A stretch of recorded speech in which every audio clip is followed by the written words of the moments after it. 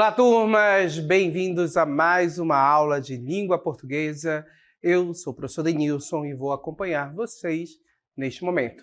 O que vamos aprender? Então, nosso objeto de conhecimento na tela, estudos literários, hoje marcas linguísticas que evidenciam o locutor e o interlocutor de um texto, ok? Então, vamos à nossa aula. Venham comigo.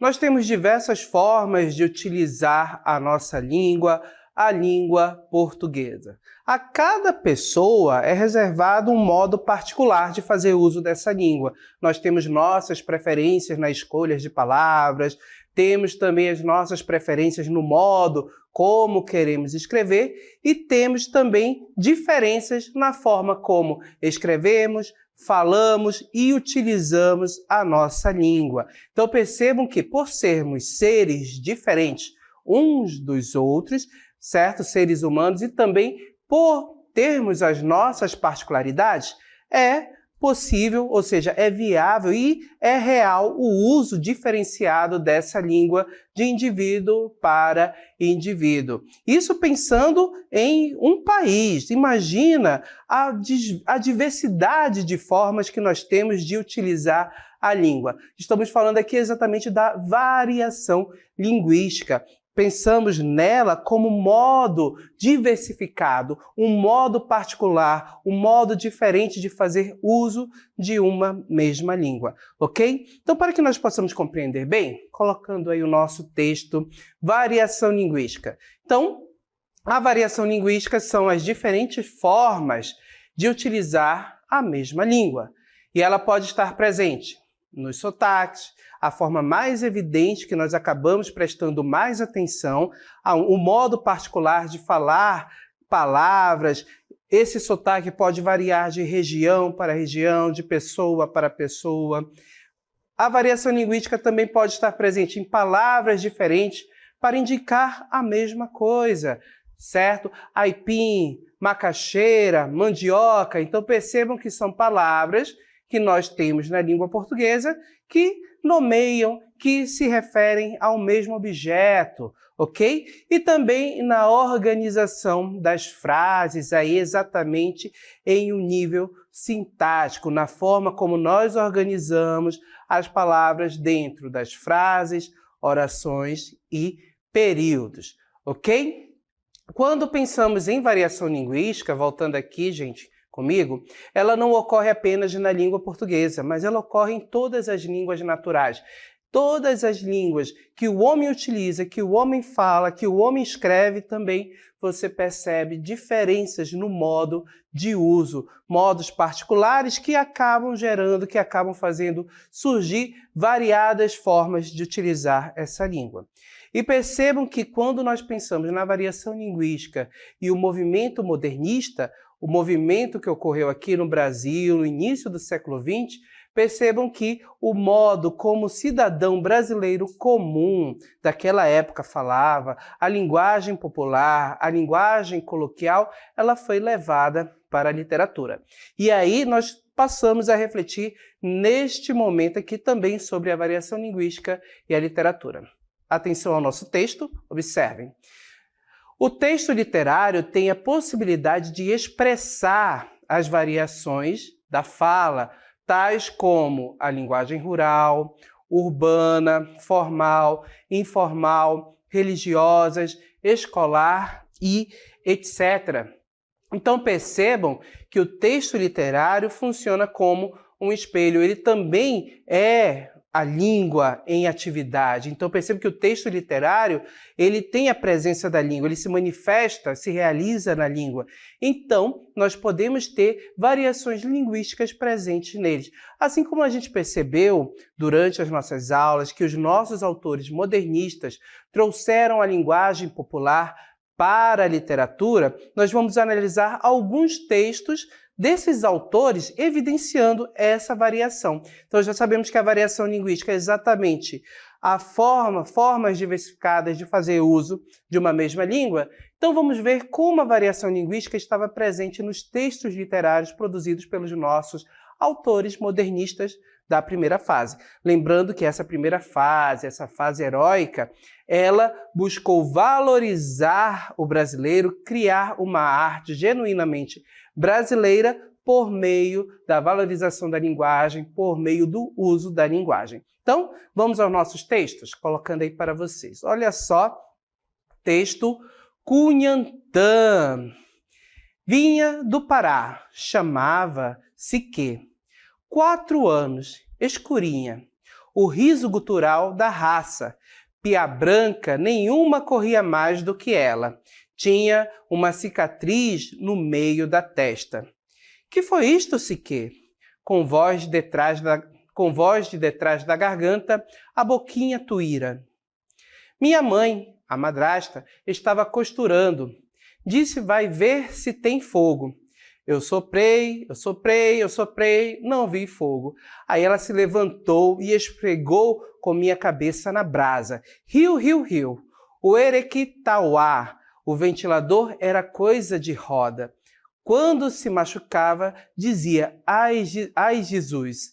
Então temos aí um poema de Manuel Bandeira e percebam que o nosso texto ele apresenta exatamente 3 personagens. Os 3 personagens não. Ele traz a presença da mistura de 3 raças, certo? Nós temos aí o indígena, o negro e o branco, ok? E percebam que nesse texto nós temos até uma situação de uma certa agressão com relação a uma personagem, a Siquê. E observem que ela acaba sendo vítima dessa agressão por conta da madrasta, que acaba punindo devido a uma situação, devido aí ao fato dela ter ido checar a questão do fogo, a questão da ausência dele, certo? Então percebe que a gente tem aí exatamente, se evidencia costumes, né, como os da época, percebo que até questões de violência também a gente pode notar a presença, isso é uma questão cultural, sabemos que a agressão física não é bem-vinda, na atualidade a gente não pode tomar isso como algo que seja permitido socialmente, né? Então percebo que isso daí deve ser combatido. Mas no ponto em que eu quero chamar a atenção de vocês neste poema é exatamente no uso da linguagem. Então, voltando aí ao nosso texto, mais uma vez, observem que desde o início nós temos a valorização de algumas palavras que vêm da língua indígena, como Cunhantã, certo? Observem, vinha do Pará. Então, observe que temos a questão da regionalização, temos o olhar também para as regiões, certo? E a Siquê, que era exatamente essa personagem, essa criança escurinha. Então, observem que nós temos a questão do indígena, do branco, certo? Na menção piá branca, corria nem mais do que ela, e perceba a cicatriz, e aí ela conta exatamente como surgiu essa cicatriz. Que foi isto, Siquê? E ela conta pra gente como ela adquiriu. Então, observem aqui no nosso texto, exatamente aqui nos últimos versos, olha só. Quando se machucava, neste aqui dizia, ai Jesus, né? Ai Jesus. Então observem que nós temos aqui um modo diferenciado de utilizar a língua. Ai Jesus, observe, ai Jesus, observe que essa fala rápida, esse modo de utilizar a língua. E observem também a presença de palavras indígenas aqui também no nosso texto, certo? Do próprio título, a presença dessas palavras. Então, isso aqui acaba sendo um ponto de valorização da linguagem, certo? Da linguagem brasileira e o uso coloquial como ai Jesus sendo trazido exatamente para os textos desse período, para os textos que nós temos aí no modernismo no modernismo brasileiro. Ok, gente? Então, analisamos um texto de Manuel Bandeira, vamos partir para mais um. Temos o texto de outro autor também muito representativo aqui na primeira fase do nosso modernismo brasileiro. Esse autor é exatamente o Oswald de Andrade. E temos o poema bem pequenininho do Capoeira. E observem, só lembrando mais uma vez, que os nossos poetas desse período, eles quebraram com a tradição clássica. Lembram, gente? Então perceba que nós não temos mais o poema, aquele poema metrificado, com contagem de sílabas poéticas certinha, os versos de tamanho bem semelhantes, porque já não temos mais uma regra de criação clássica, como lá no parnasianismo.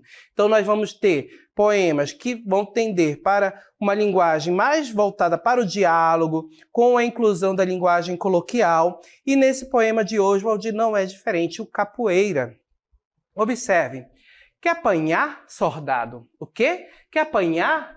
Pernas e cabeça na calçada. Então, observem aqui que nós temos exatamente como título o capoeira. Então, a roda de capoeira, a luta, certo? Uma luta brasileira. E observem na forma como o capoeira fala, como exatamente esse cidadão aqui fala. No primeiro verso. Quer apanhar, soldado? Essa linguagem aqui, ela corresponde, gente, a uma linguagem formal, uma linguagem culta ou uma linguagem coloquial? Observem aqui que é uma linguagem coloquial.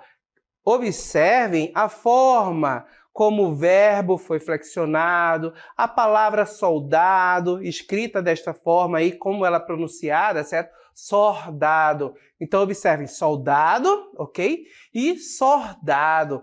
Percebam que é exatamente a linguagem de uma pessoa comum, uma linguagem mais coloquial. A pessoa que está interagindo aqui no nosso texto, no nosso poema, ela questiona, né? O que ela não compreendeu.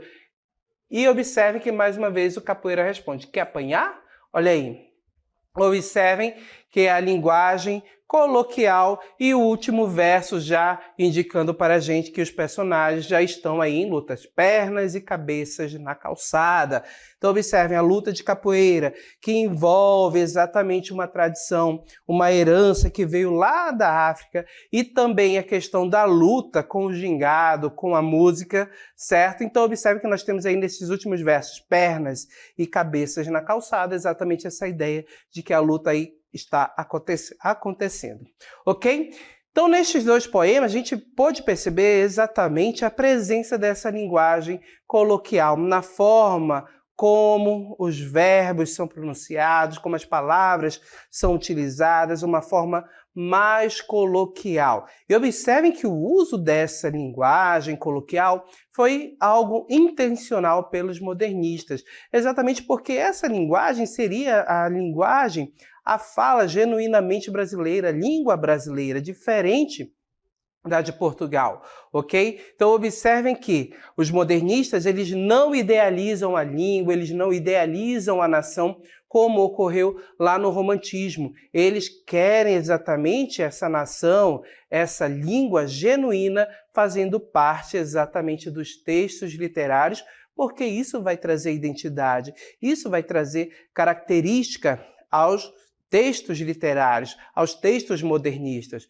ok? E quando a gente visualiza essas marcas linguísticas, exatamente, a gente percebe a fala de cidadãos comuns, ok? Da personagem da Siquê, que foi mencionada lá no poema Cunhantã, do Capoeira também, a forma como foi utilizado, como a pergunta foi feita. Então, é linguagem coloquial, linguagem comum, ok?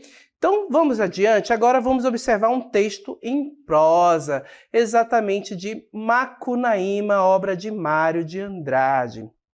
Prestem atenção que aqui em Macunaíma nós vamos ter exatamente a valorização não apenas da linguagem, mas também do folclore brasileiro. Percebo que nós vamos ter a presença também, a ideia da mistura de raças, da miscigenação, que irão caracterizar o brasileiro. Mais uma vez, nós vamos ter o indígena, nós vamos ter o negro, vamos ter o branco aqui presente no texto. Leiam comigo e já procurem observar exatamente o uso da linguagem, que é o foco da nossa aula. Então, percebam a linguagem coloquial, a variação linguística nesses textos aqui do modernismo. Observem, vamos lá, leiam comigo. Macunaíma. Légua e meia adiante, por detrás de um formigueiro, escutou uma voz cantando assim. A cuti pitacanhê, lentamente, foi lá e topou com a cutia, farinhando mandioca num tipiti de jacitara. Minha avó, dá aipim para mim comer? Sim, Cotia fez, deu aipim para o menino, perguntando: que você está fazendo na caatinga, meu neto? Passeando. Ah, o quê? Passeando? Então, contou como enganara o currupira e deu uma grande gargalhada. A cutia olhou para ele e resmungou: Culumim faz isso não, meu neto. Culumim faz isso não. Vou te igualar o corpo com bestunto.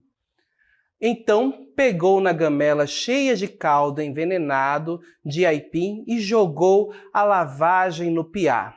Macunaíma afastou sarapantado, mas só conseguiu livrar a cabeça.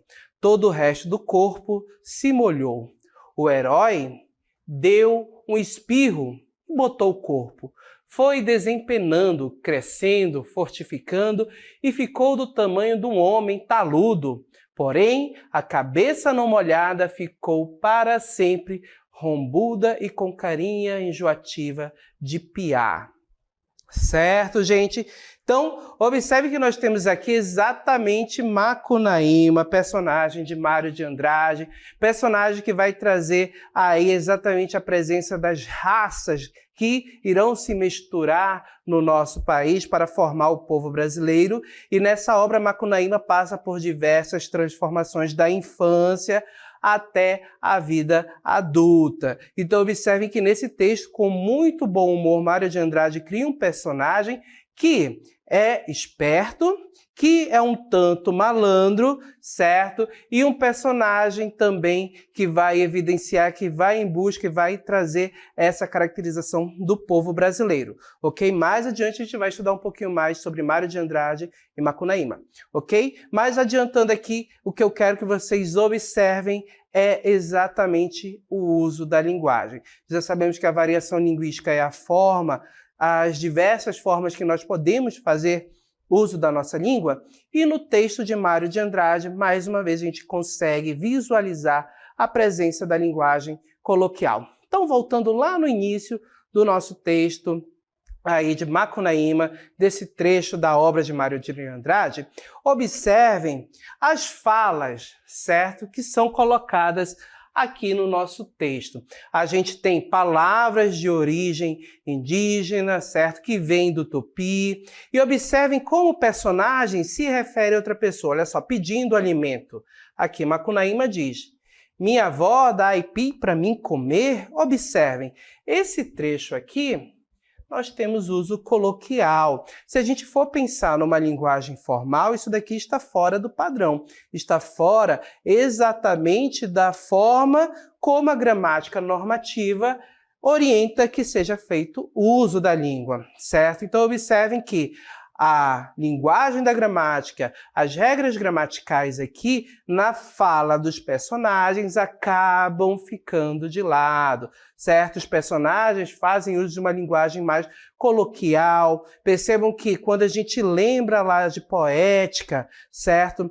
Percebam que quando nós temos o lirismo, certo? Que é deixado de fora o lirismo, que se procura a linguagem, um lirismo que vai ser voltado exatamente para dos bêbados, para exatamente o lirismo dos palhaços, dos clowns de Shakespeare. Observe que nós vamos ter exatamente isso na criação, ou seja, na escrita em prosa também. Observem que as sintaxes de regras de concordância, elas são deixadas de lado na linguagem coloquial. Percebam que na linguagem coloquial nós vamos ter desvios, né, daquilo que a gramática diz que é o correto. E exatamente esses desvios que acabam sendo aí marcas da linguagem comum, da fala comum, que vão ser trazidas para o texto dos modernistas da primeira fase. E a gente pode observar isso exatamente aqui neste parágrafo. Minha avó dá aipim para mim comer, certo? Exatamente Macunaíma interagindo, falando com a cutia. Na sequência, observem como o diálogo se desenvolve.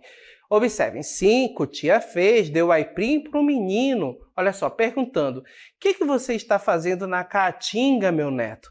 Passeando. Ah, o que? Passeando. E observem, mais uma vez, o diálogo, a linguagem direta, certo? Observem que aqui, na construção desses parágrafos, a linguagem direta, o diálogo, esse diálogo aí, esse discurso direto, um falando com o outro, traz agilidade para o texto, ok? Na sequência, observem mais uma vez a Cutia falando. Olha só, Curumim faz isso não.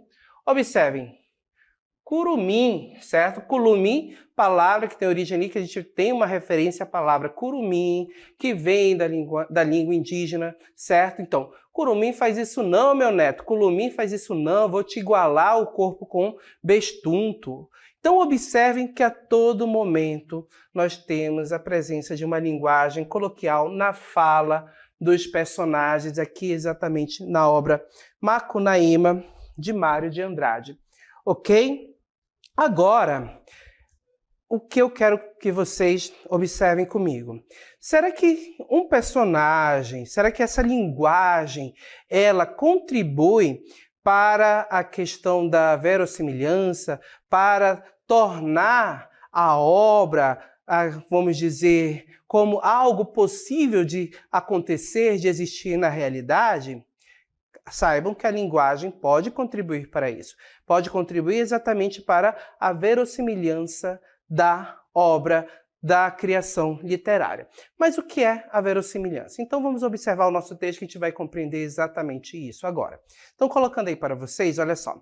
Mais uma vez a questão da variação linguística e literatura. Como eu já mencionei, a variação linguística ela pode contribuir para a construção da verossimilhança, certo? Em textos literários, a variação linguística pode colaborar para a construção da verossimilhança da obra. Mas e o que é verossimilhança? Pessoal, verossimilhança é exatamente a percepção de verdade, de realidade em textos literários. É aquela percepção que torna a obra coerente, certo? Então, voltando aqui comigo. Quando nós temos uma história, por mais mirabolante que ela possa ser, se ela te oferece elementos dentro do texto, dentro das histórias, que tornam aquele universo coerente, a gente pode dizer que ela tem verossimilhança, certo? Aquela obra, aquela realidade pode existir porque o texto, o autor que criou a história, colocou ali elementos que fazem com que aquele universo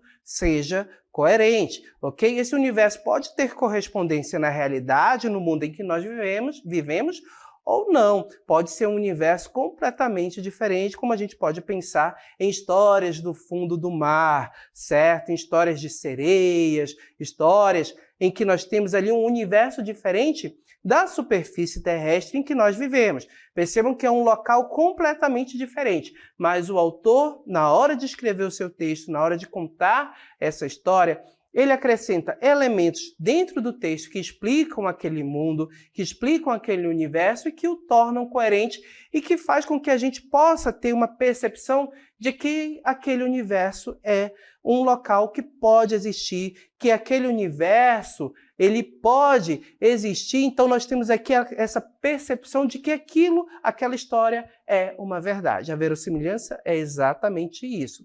E como a linguagem pode colaborar?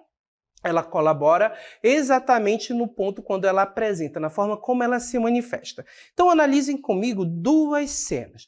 Vou colocar aí para vocês. Então, nós temos exatamente essa cena que você visualiza na imagem, ok? Primeiro, observem esta imagem aqui, que eu quero que seja o nosso foco agora.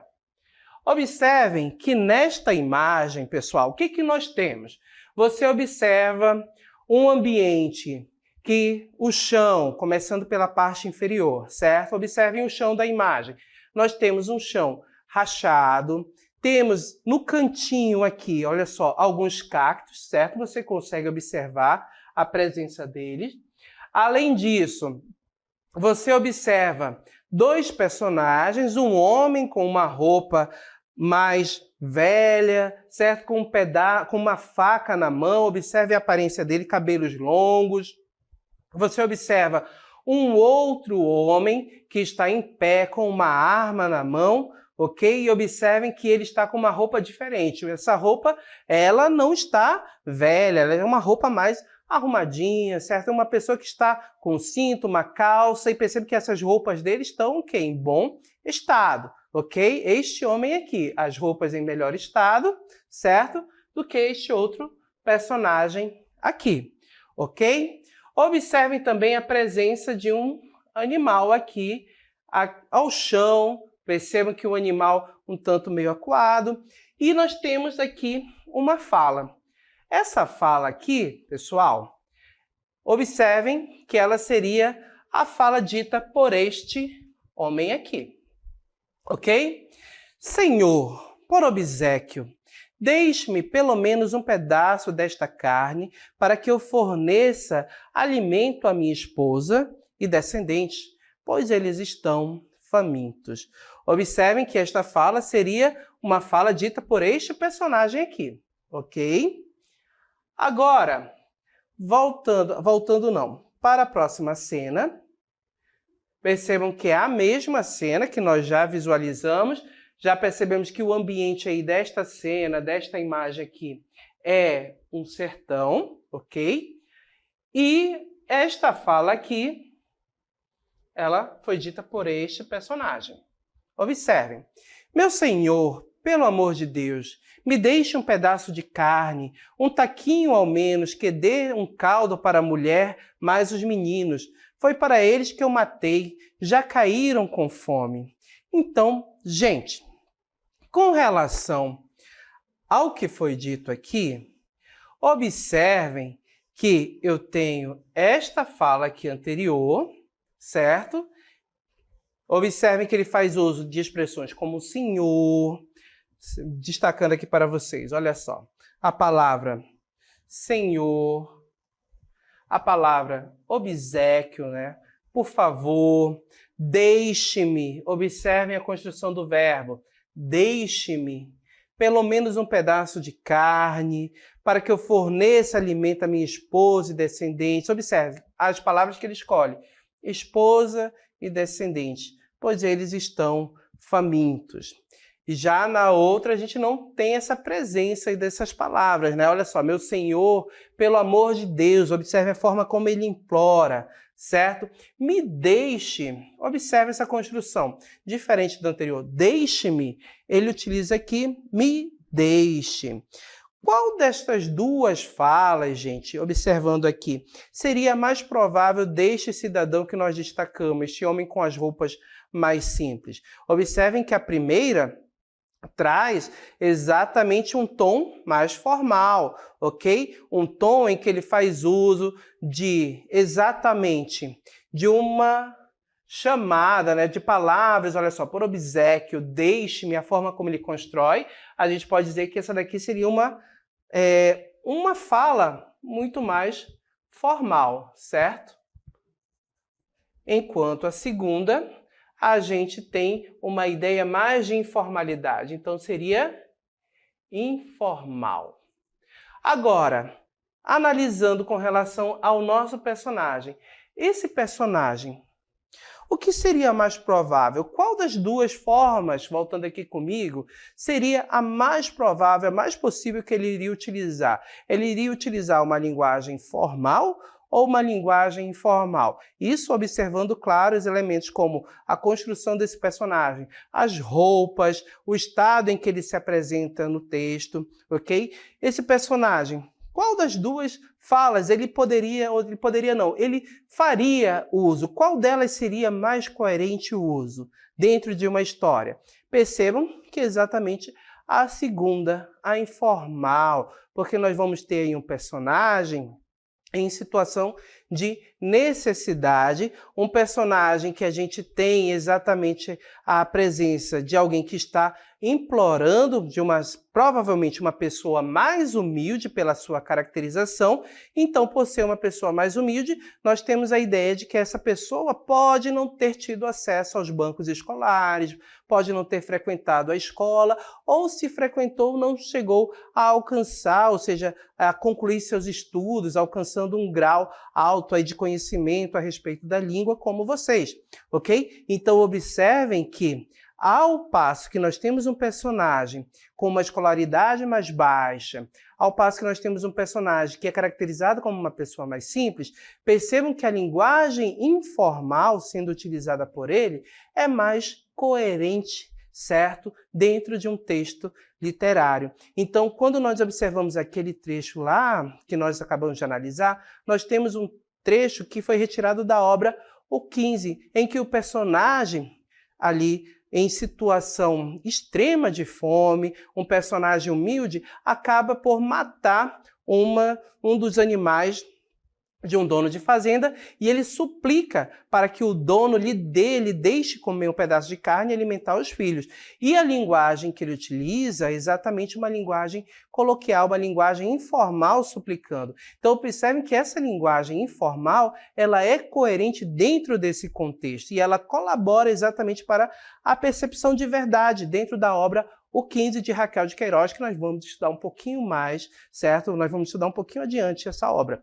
E observem que isso contribui para essa percepção de verdade. Então, a linguagem coloquial, nesse contexto, colabora para a percepção da verossimilhança. Então, a linguagem colabora também para a criação, certo? Para a percepção de identidade dentro dos textos literários do modernismo brasileiro. Ok, gente? Então, recapitulando, a variação linguística é exatamente o uso que eu posso fazer diferenciado, as formas diferentes que eu posso fazer uso da língua, certo? Cada um de nós tem a sua forma de utilizar a língua e nós temos diversas variantes dentro da língua, modos diferentes de utilizar a língua portuguesa. Observem que essa variação, esse uso coloquial, certo, foi alvo dos modernistas na primeira fase, na fase heróica, foi colocado nos textos literários desses autores, para trazer identidade aos nossos textos, para trazer identidade